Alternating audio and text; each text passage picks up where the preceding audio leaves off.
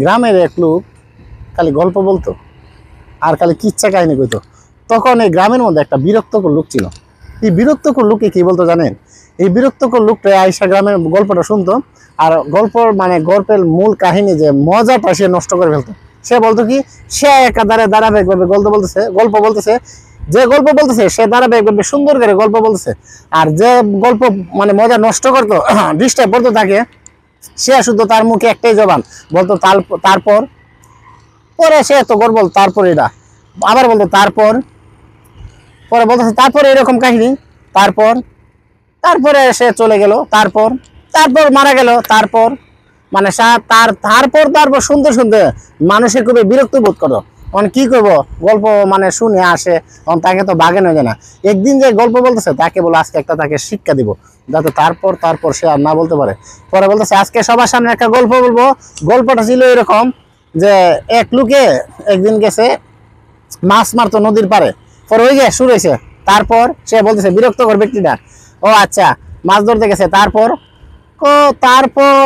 নদীর পাশে যখন গেছে দেখে এক জাক চড়ুই পাখি। সে বলতেছে বিরক্তকর ব্যক্তি, তারপর আর কি, সে চিন্তা করলো মাছ ধরুন পরে মাগার আজকে চড়ুই পাখি ধরে লই।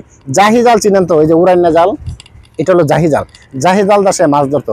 পরে বিরক্তকর ব্যক্তি বলতেছে তারপর কি, আমি কি করছি দেখছি অনেকগুলো পাখি, প্রায় 1000-এর উপরে, আরো বেশি হইতে অনেকগুলো পাখি।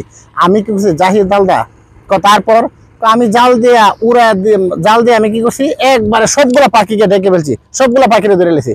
তারপর দুঃখের বিষয়, আমার জালের একটা কোনা একটু সিরা ছিল, তারপর সিরা দিয়ে একটা পাখি উড়া দেয়া চলে গেছে। তারপর আরেকটা পাখি জালের সিরা দেয়া ফুরুত করে উড়ে চলে গেছে। তারপর আরেকটা পাখি ফুরুত করে চলে গেছে।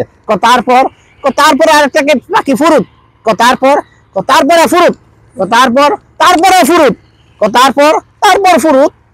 ভাই এই ফুরুত কোন সময় আপনার শেষ হইব? ভাই যখন আপনার তারপর শেষ হইব।